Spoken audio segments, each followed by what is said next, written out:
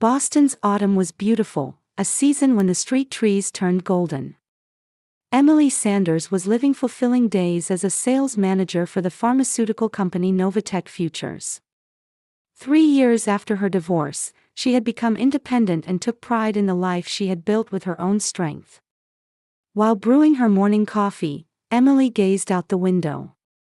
Her house in the quiet residential neighborhood wasn't a mansion by any means, but it was a warm place she had chosen with her own hands. She could see her neighbor Linda Miller tending to flowers in her garden. Linda was a kind woman who had been friendly since Emily moved in, occasionally bringing over homemade cookies.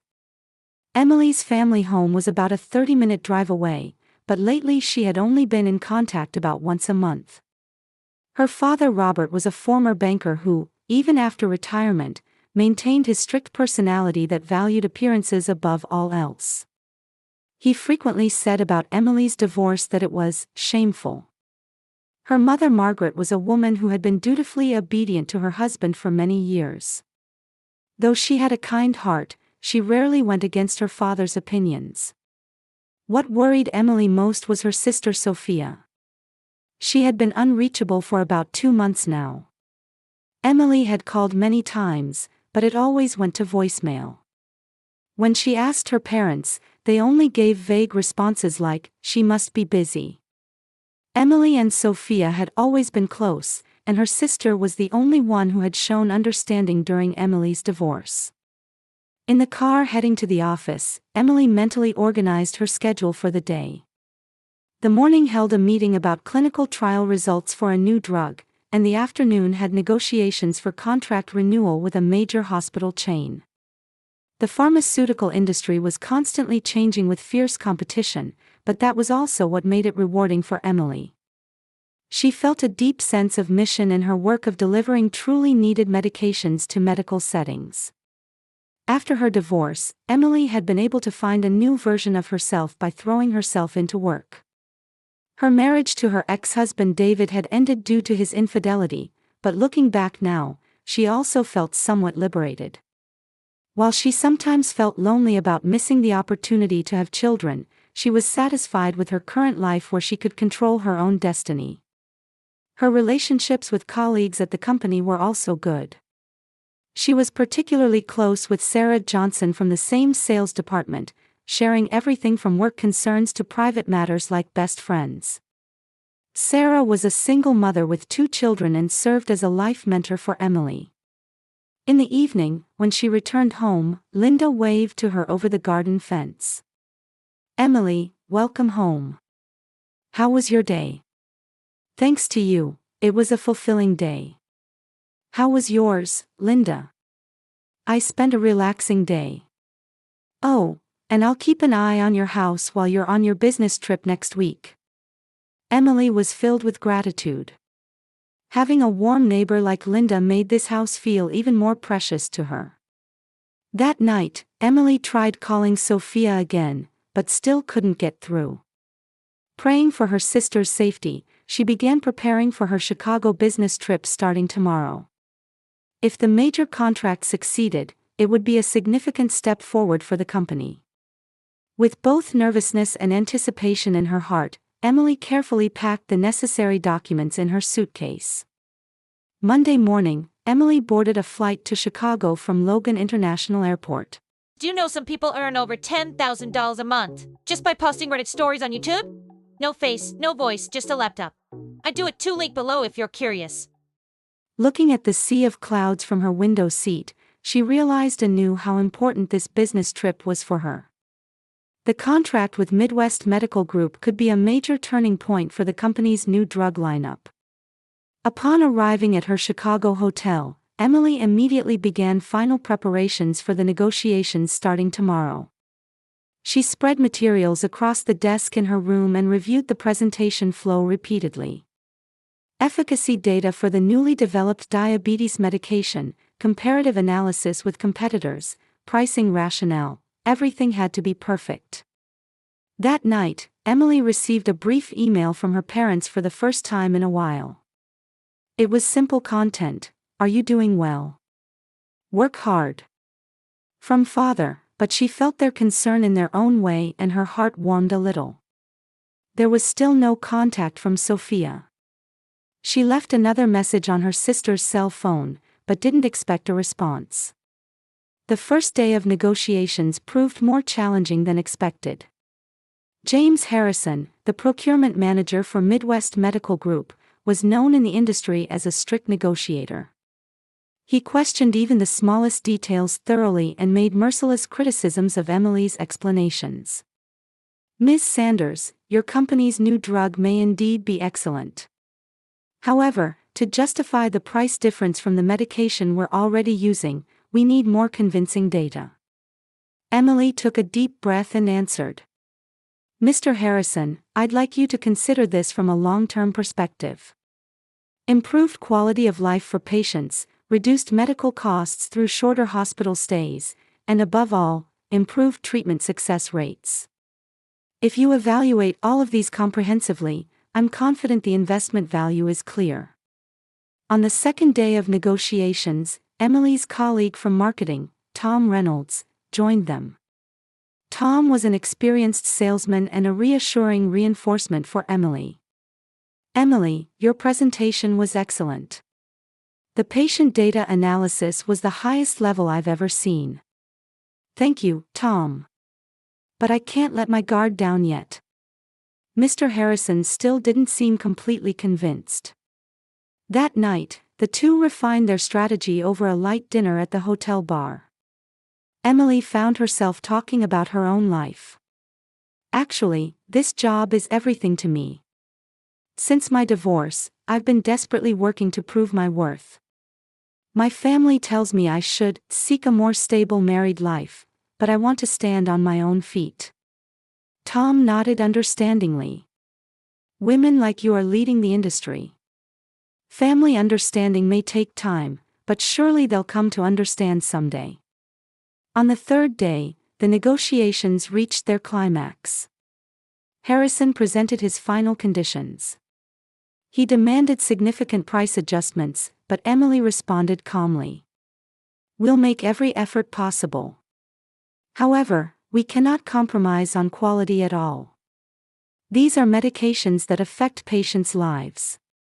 Thursday afternoon, they finally reached an agreement. The contract amount was slightly lower than originally planned, but with the long-term contract condition, it became a sufficiently valuable deal for the company. Harrison offered a handshake at the end. "Ms. Sanders, I admire your persistence and expertise. I'm confident this contract will bring good results for both companies." Emily was filled with a sense of accomplishment. Returning to her hotel room, she immediately called her supervisor Michael Parks to report. "Excellent work, Emily. Thanks to you, we've moved much closer to achieving next year's sales targets. Your achievements will be highly valued at headquarters too." That night, Emily was quietly immersed in satisfaction while looking at Chicago's night view alone. Gazing at the city lights spreading outside her window, she suddenly felt homesick for Boston.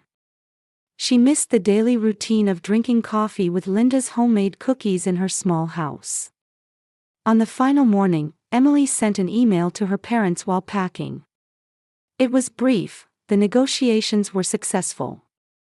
"I plan to return home this evening. Thank you for your hard work." There was still no contact from Sophia. In the taxi heading to the airport, Emily reflected on this business trip.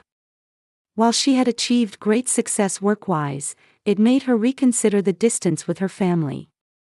What she realized through her conversation with Tom was that she wanted to share more of the confidence and fulfillment she gained from work with her family. As the plane took off toward Boston, Emily bid farewell to Chicago's cityscape visible from the window. When she got home, she would give Linda the chocolate souvenir she bought. And she would try contacting Sophia once more. Her desire to confirm her sister's safety was growing stronger each day. When she landed at Logan International Airport, Emily felt refreshed. Checking her cell phone in the taxi, she found many congratulatory emails from the company. However, there was no message from Sophia. Friday evening, the taxi carrying Emily stopped in front of her home. With the success in Chicago in her heart, she walked toward the front door with light steps. As she was dragging her suitcase and trying to take out her keys, the neighbor's door opened vigorously. "Emily. Welcome home." Linda rushed over, looking somewhat flustered. Unlike her usual calm expression, she seemed nervous somehow. Emily turned around with a smile. "Linda, I'm home. Thank you so much for watching the house." "Well, that's..." Linda said, slightly out of breath as she grabbed Emily's arm. "Your baby was really such a good child. Barely cried at night and was very easy to handle." Emily looked confused. "Baby? Linda, what are you talking about?" "Oh, this is no time for jokes." Linda beckoned toward her own house. "Wait here. I'll bring him right out." Emily put down her suitcase and tried to follow Linda, but she had already disappeared into the house. A few minutes later, when Linda returned, she was holding what appeared to be a baby a few months old. "Here, your cute baby. He really looks just like his mother." Linda naturally offered the baby to Emily. Emily stepped back. "Linda, wait a minute. I don't have a baby." "Oh, you're tired. But it's okay. This child is very good. He drinks milk from a bottle properly and doesn't fuss during diaper changes." Emily's heart began pounding violently. "Linda, please listen. I haven't given birth. This child is not my baby." Linda's expression froze. Still holding the baby, she stared at Emily with a pale face. "That can't be," "But your mother said..." "What did my mother say?" Tension shot through Emily's voice. "Monday morning, Margaret brought this child over. She asked if I could take care of Emily's baby while she's on a business trip. She said you had given birth as an unmarried woman but needed someone to watch him because of work." Emily felt like her knees might give out. "That's impossible. I don't have children." The baby let out a small cry. Linda tried to soothe the baby while confused, but her hands were trembling. "Then, who is this child?" Linda's voice was shaking. Emily took out her cell phone. "I'm calling the police immediately. This is definitely a kidnapping case." "Police? But your mother..." "My mother deceived you, Linda. You're a victim too." While calling 911, Emily's mind was in chaos. Why had her mother told such a lie? And whose baby was this? "I'm reporting an emergency. There's an infant who may have been kidnapped." The operator's calm voice came through the phone.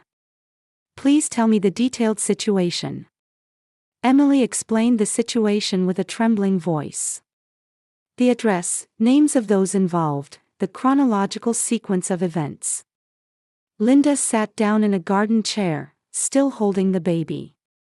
15 minutes later, the sound of police sirens echoed through the residential neighborhood. She could see neighbors peering from their windows.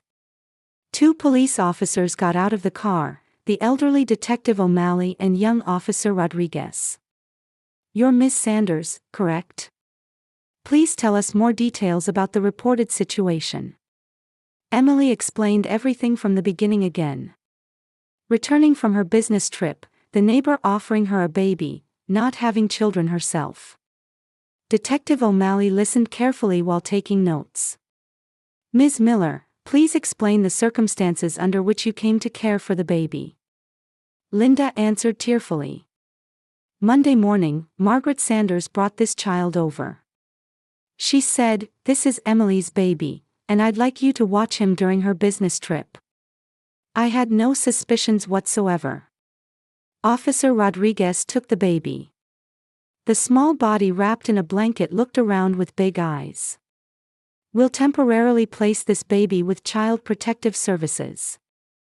Until identity is determined, he'll be protected in an appropriate facility, Detective O'Malley explained. Emily watched the baby with a tightening chest. Small hands, fluffy hair, innocent expression. This child had done nothing wrong but was caught up in this commotion. We need to contact Margaret Sanders. Please provide your parents' contact information. Emily showed her cell phone contacts with trembling hands. But why would my mother do such a thing? That's our job to find out. Could you come to the police station tomorrow morning? We'll conduct a formal interview. After the police car left, Emily and Linda stood speechless. In the quiet residential neighborhood where evening peace had returned, only the two of them remained to feel the weight of the truth. Emily, I'm truly sorry. I completely trusted your mother, tears welled up in Linda's eyes. It's not your fault, Linda. You're the one who was deceived, Emily placed her hand on Linda's shoulder. More than that, thank you so much for this past week. I'm glad that baby was cared for by you. Entering her house, Emily called her parents. However, no one answered no matter how many times it rang. She left a message on their voicemail. Mom, Dad, please contact me immediately. The police will come to talk to you tomorrow. What on earth are you thinking? That night, Emily couldn't sleep at all. The timing of losing contact with Sophia, her parents' unnatural behavior, and today's events, everything seemed connected somehow. Saturday morning, Emily went to the police station. Even after a night had passed, there was no contact from her parents, and her anxiety only grew.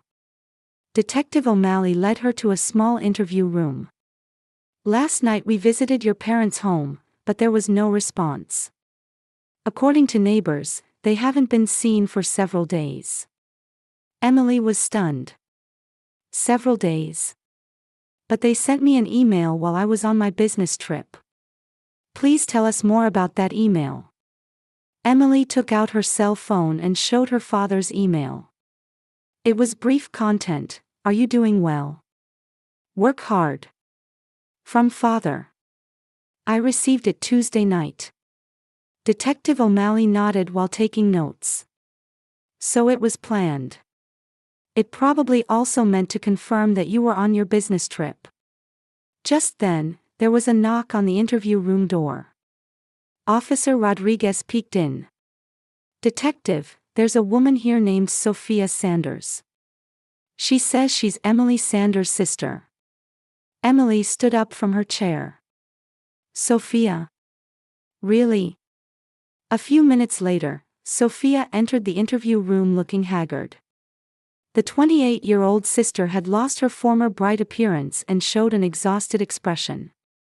Emily hugged her sister. Sophia. Where have you been? I've been worried about you this whole time. Big sister. I'm sorry, Sophia collapsed crying in her sister's arms.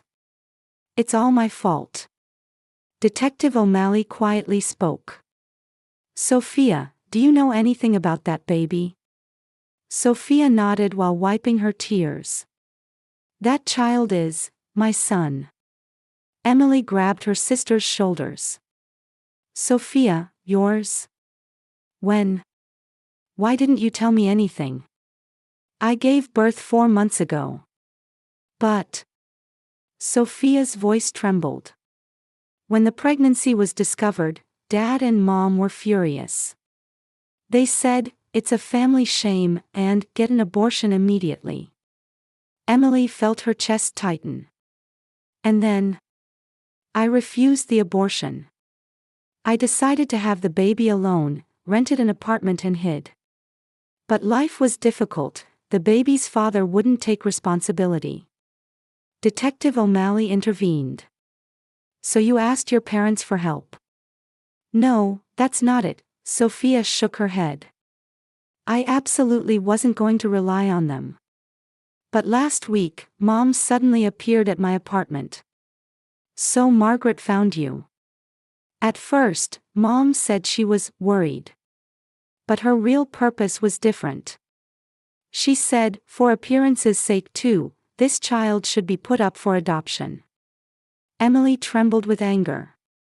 And then, I refused. But Mom proposed, just for a few days, leave him with someone trustworthy and you find work. She said with neighbor Linda it would be safe, just until Big Sister returned from her business trip. That was a lie, Emily said quietly. Yes, Sophia continued crying. Mom told me, I've already told Emily, but she had told Linda a completely different story. Detective O'Malley confirmed. So Margaret lied to separate you from your baby. After I handed over the baby, Mom said she would proceed with adoption procedures. But last night, when I heard from a neighbor that police had come, I rushed here in panic. Emily squeezed her sister's hand tightly. Sophia, why didn't you consult me earlier? I didn't want to bother Big Sister. Besides, Dad and Mom threatened me, don't tell Emily either. At that moment, another police officer entered the interview room. It was an elderly female detective. I'm Detective Johnson. I have a report about the whereabouts of Margaret Sanders and Robert Sanders. As everyone paid attention, Detective Johnson continued. The two were apprehended last night near the Canadian border. They're suspected of attempting illegal child transportation. Emily was speechless. Canada. What were they trying to do? According to our investigation, they appear to have been in contact with adoption brokers in Canada. They were attempting to sell the baby to a foreign couple through illegal procedures. Sophia turned pale. They were trying to sell my baby. Unfortunately, that appears to be the case. Financial transactions have also been confirmed. Emily clenched her fists in anger. Unbelievable. To try to sell their own grandchild for money. Detective O'Malley continued the explanation. In Margaret's plan, everything would have been finished by the time you returned from your business trip. Lying to Linda that it was Emily's child was probably to hide it temporarily. But why Linda? Emily voiced her question. Being a neighbor, they probably thought she could naturally hand him over when you came back. At that point, it would have been too late. Sophia asked with a trembling voice. Where is my baby now? He's being safely protected by Child Protective Services. Once it's confirmed that you're the mother, you can get him back through proper procedures. Emily looked at her sister. Sophia, what do you want to do now? I want to get my son back. I'll raise him alone. You're not alone, Emily gripped her sister's hand firmly. I'm here with you. Detective Johnson gave the final explanation. Your parents will be charged with child kidnapping, fraud, and human trafficking. Especially since financial transactions have been confirmed, heavy penalties are expected. When leaving the interview room, Sophia said to Emily, Big Sister, I'm truly sorry. I never thought things would turn out like this. You have nothing to apologize for. Dad and Mom are the ones at fault, Emily comforted her sister. What's important is that you and the baby are safe. 3 months later in spring, a new life had begun in Emily's house. A baby crib was placed in one corner of the living room, with toys and bottles naturally fitting in. Sophia and 7-month-old Ethan had come to live with Emily. Big Sister, thank you so much. For us to have all this. Sophia expressed her gratitude again while feeding Ethan milk. Emily smiled and answered. We're family, so it's natural. Besides, having this child makes the house brighter. The legal procedures were complicated, but Sophia's rights as a mother were completely restored. Emily hired a lawyer for her sister and also supported negotiations with Child Protective Services. Sophia was currently working at a local daycare while attending business school at night, harboring hope for the future. Neighbor Linda had also deepened her bond with the sisters through this commotion. She became a reassuring presence, watching Ethan several times a week while Sophia attended school. I was really surprised at that time, but thinking about it now, perhaps God guided this child to us, Linda said while playing with Ethan. The baby looked at her face and showed an innocent smile. Meanwhile, harsh reality awaited Robert and Margaret. Convicted of human trafficking and child kidnapping, they received prison sentences of 8 and 6 years respectively. For the two who valued appearances above all else, the article published in the local newspaper was fatal. The cold stares from neighbors and the complete loss of the social status they had built over many years, everything they held dear crumbled away. Emily wondered whether to visit her parents, but in the end never went to the prison. Sophia felt the same way. While they could forgive, they felt it was impossible to repair the relationship. "Let's live looking forward," Emily told her sister. "Let's build a new form of family without being bound by the past." At Emily's company too, this incident became a big topic. However, all her colleagues supported Emily's decision. Especially Sarah, drawing on her experience as a single mother, gave lots of advice. Family isn't just about blood relations. Supporting and loving each other is what's most important. Sarah's words resonated deeply in Emily's heart. One Sunday afternoon, the three were having a picnic at the nearby park. Ethan was sleeping peacefully in his stroller while Sophia and Emily sat on the grass drinking coffee. "Big sister, what do you think would have happened to Ethan if you hadn't come back from your business trip then?" To Sophia's question, Emily thought for a moment before answering.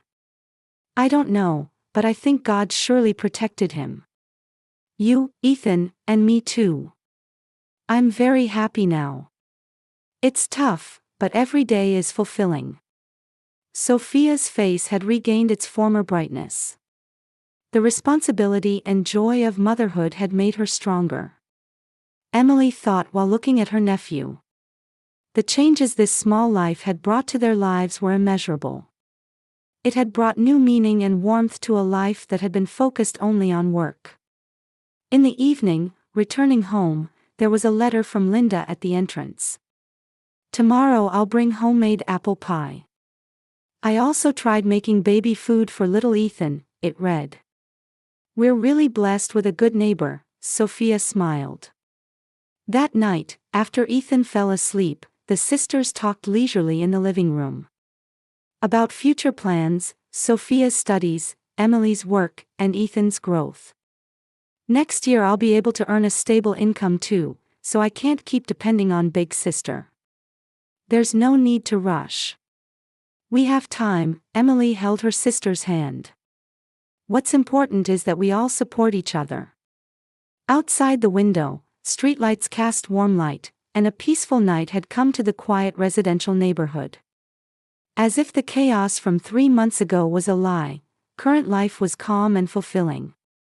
Emily thought about these past few months when she had learned anew what family meant. That there were things more important than blood relations, love and trust, and the feeling of supporting each other. The small existence named Ethan had taught them the true meaning of family. Looking at her nephew's sleeping face in the baby crib, Emily smiled quietly. Tomorrow would bring another new day. The first step toward a hope-filled future that the family of 3 would walk together.